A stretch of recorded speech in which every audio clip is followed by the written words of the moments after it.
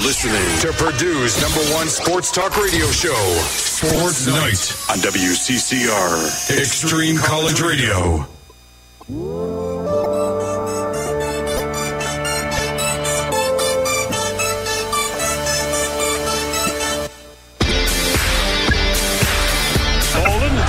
Sweep to the right-hand side, into the 15, breaks to the outside, off the block, goes to the 10, to the 5, and he scoots into the end zone with a touchdown.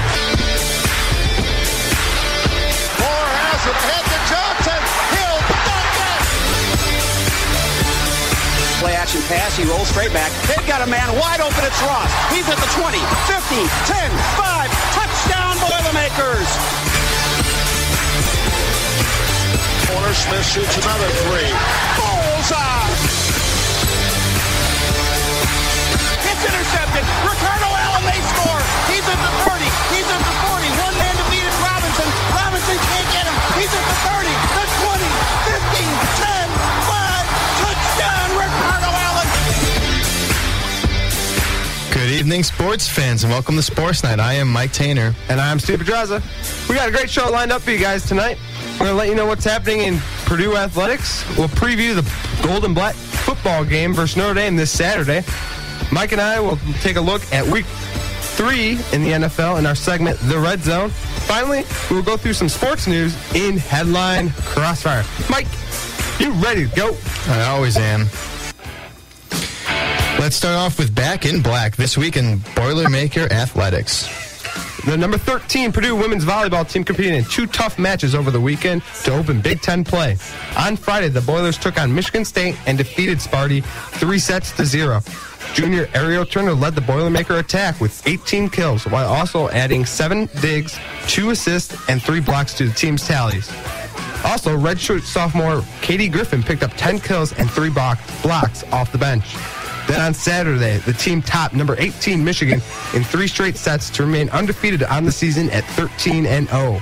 The number 13 women's volleyball team takes the court again this Wednesday at Northwestern at 8 p.m. The Purdue men and women's cross-country teams have their week off to prepare for this weekend's competition in the Greater Louisville Cross Country Classic in Louisville, Kentucky. The Purdue women's soccer team had 2 games over the weekend. On Friday, the Boilers took on Nebraska, but fell to the Cornhuskers 4-0. Then on Sunday, the ladies took on Iowa, in which the game ended in a 1-1 draw. Purdue's Alex Hairston had the lone goal for the Boilermakers. The women's soccer team takes the field again on Friday at Northwestern. The Purdue women's tennis team wrapped up action at the MSU Invitational on Sunday with pretty strong results. Anna Dushinka took 6th in... I love these names. Come on, let's recruit some easier names. Well, these aren't that bad. You're doing good, all right? Yeah, I'm going to do good. Okay, so she took 6th place in the A flights. Gisela Perry? Yep. Ended the weekend 3-1 to take 3rd in the B flight. And Morgan Golder also went 3-1. Over the weekend to take a 5th place finish in the B flight. Finally, KK Maggie, okay, took 3rd in the C flight. The Purdue women's tennis team will play again on this weekend in the Wildcat Invite in Lexington, Kentucky. The Purdue football team had a bye last week and are now preparing for this week's game against in-state rival Notre Dame. Yeah, the Hunchbacks. The Hunchbacks? I have to admit, I was a huge Notre Dame fan growing up. Yeah, I know a lot of people that went to our high school rooted for them, so I always watched their games. You know. Yeah, I mean, my aunt went to St. Mary's. Yeah, oh, she did. That's like right there, yeah. Kitty corner to Notre Dame. Literally. So when I was little, went to games down there. Yeah. Always great atmosphere, great football stadium, great tradition there, obviously. Yeah. Mm-hmm. Game time this Saturday is 8 p.m. under the lights on ESPN. Should be one heck of a show. Yeah. It's in Ross State Stadium. It's our Gold and Black game. For those of you going to the game, check the Purdue website, purduesports.com. Know your section that you're sitting in corresponds with the color shirt you're supposed to wear, gold or black. Pretty simple. What do I do up in the press box? Can I just do what I want? You can wear black. I don't think they really care, do they? You can wear black. We're still. I need to get a football jersey. I don't have a football jersey yet, but I don't really care for anybody on the team. Don't waste those jerseys. That's what? Don't waste money on those jerseys. Well, that's what I'm saying. Like, the jerseys look cool, but there's nobody really worth buying. We don't have a boss. Yeah. We don't have a tank. Yeah. I think it's probably Marv's jersey. I don't know. There's no jerseys that I want to get. I have the old number 21 from Greg Olson, or I think Kevin Olson from our freshman year. Yeah, I mean, your best bet at this point is to get a 15 Breeze jersey. I mean, you know, or you can get an All-Star jersey, old school. Yeah. Anyways, Notre Dame has a record of 2-2, lost in week 1 and 2 to South Florida and Michigan. That great game up in Ann Arbor. Oh, that was great. Yeah. 21 points scored in the last minute 12 there. Oh, it was insane. And then Notre Dame's on a winning streak, won the last 2 games, week 3 and 4, defeated number 13 Michigan State and Pittsburgh just over the weekend. Key players on the Notre Dame Fighting Irish: quarterback Tommy Reese, who replaced then starting quarterback Dane Chris in week 1, has completed 93 of 140 passes for 988 yards with 7 touchdown passes. He also has been turning the ball over. A couple mental mistakes, a lot of mental mistakes. He has 6 interceptions and a couple fumbles also. Their second player to watch on that offense is receiver Michael Floyd. Notre Dame's 6'3", 225-pound receiver has 35 receptions for 424 yards and 2 touchdown catches. On the defensive side of the ball, linebacker Manti Te'o, beast from Hawaii, who is 6'2", 255 pounds, has 36 tackles on the season, 2 of which were sacks. It's going to be an interesting game. It's going to be a great atmosphere. Just checking on Twitter and Purdue Sports, there's only about 4,000 tickets left. So that's pretty good. I mean, I believe Ross-Ade holds about 65,000. So we're hovering right around 60,000, 61,000. And it sounds like the South end zone bleachers. You know how they're it's the separate. It's the funky little. Yeah, it's the opposite of the horseshoe. That seems to be the spot where most of the tickets are unsold. Purdue's trying to buy 4 tickets for $160. Yeah, so 40 a ticket or something like that. So it sounds like it's going to be a packed house. To start off the discussion, I think the big question for this team is, number 1, offense. What do you want to see from Purdue offensively, Mike? I just think they really need to be relaxed and tame and not get too overexcited. It's going to be a huge game. I mean, gigantic crowd, and as much as you're used to it or not, I mean, we don't turn out huge crowds here at Ross-Ade like you would at other big schools.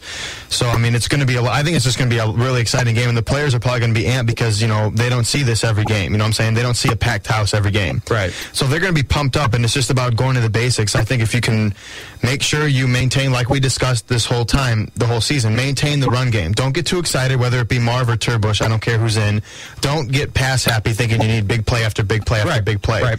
You need to stick to your game plan, run the ball. Ralph Bolden's a great running back. So is Akeem Shaver. Yeah, and so Akeem Shaver, I think they're both averaging a boatload of yards per carry. I looked today, Bolden's averaging about 6.2. Akeem Shavers is averaging 6.7. Yeah, so I think the biggest key, in my opinion, is stick to the basics, run the ball. Don't go in there trying to get 15, 20, 25-plus yard passes every play. Right. Keep it simple. The one thing that I noticed just looking on ESPN, looking at the Boilermakers stats, they're right now 10th in the nation in rushing.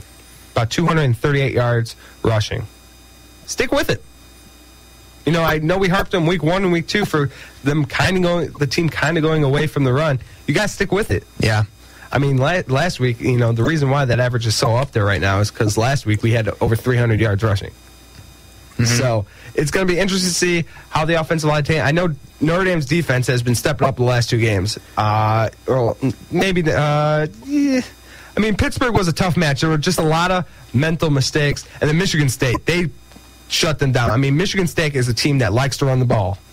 And they just shut that down. Yeah. And that made Michigan State put the ball in Kirk Cousins' hands. And when you do that with, not running the game, they like to have that offense where the play action's their key. And if their play action isn't there because, Notre Dame is stuffing the run, Kirk Cousins is going to had a long day, as we all saw, versus Notre Dame. I'm just hoping our offensive line gets that big push to Notre Dame's defensive line, get to that second level, create the holes for Ralph Bolden and Kareem Shavers, and I think you're going to see a successful offense this Saturday in Ross-Ade Stadium. Yeah. Another question I had offensively: should Marv start the game? No. I think a lot of people would like to because he did throw for a touchdown 2 weeks ago. He looked fantastic in that series he played in. But at the same time, I don't think he's ready to start a game. He hasn't played a full length of a football game in a long time. I don't think you want to throw him out there in a hostile environment. I think what you want to do, you're going to go with Turbush, see what he does. If he's can't step up in the pressure spot against a really good team, not a really good team, but good team in Notre Dame, then you think about getting Marv in. But I think, Marv he hasn't had enough play time this year to be able to just jump in there and start. I don't think. He may be pumped up from the game. I don't know. I don't know how he is as a player. Right. But I just don't think he's played enough football this year to just throw him in there and start right off the bat. Right. I've been looking all last week and even today, seeing if Danny Hope has been questioned about who's starting this weekend. Not much has been asked yet about the starting quarterbacks. I know last week we had a bye week. Danny Hope actually went down to Florida to do a little bit of recruiting. So he was down in Tampa, Orlando, I believe Tallahassee, Jacksonville. He was all around the state of Florida recruiting for next year and years down the road. I'm anxious to see what he's going to say to that question, who's starting this week. Because I have a feeling, like you said, it's going to be Caleb Turbush.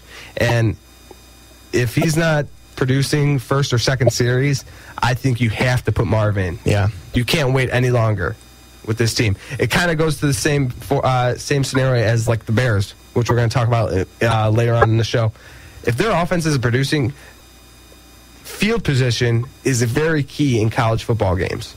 If you're losing the field position battle where you're starting at your own 20 all the time and your opponents and you're not moving the ball, so when you punt, your opponent's offense is starting on like their 40, their 45, your defense is already in a hole.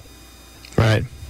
If Caleb Turbush doesn't get this offense going first, second series, I think you got to go to Marv. Yeah. I think you just got to go to Marv. And like you said, stick with the run. Once you establish the run first, you're going to have Caleb Turbush in rhythm. You're going to have Marvin. Whoever's at quarterback, you're going to have them in rhythm. Yeah. No doubt about it. It's proven.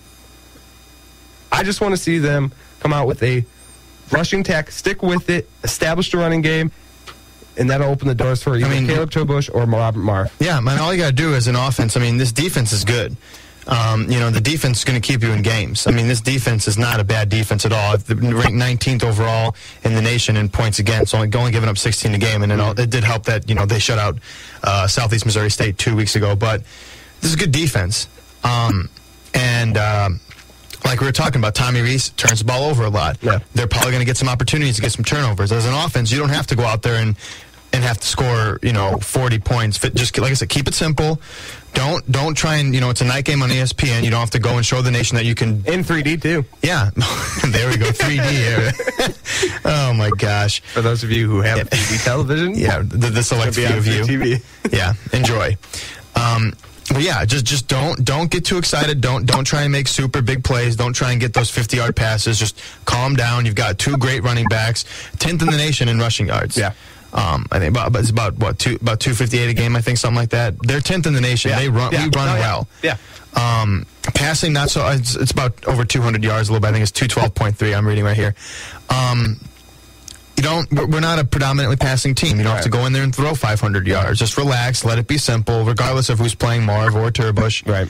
And just hand the ball off to your running backs. That's the key to the game on the offense. Switching sides, what do you want to see from Purdue defensively? Oh, I want to see some physicality, especially at cornerbacks. Like you said, we've got big, Michael Floyd, huge guy, 225.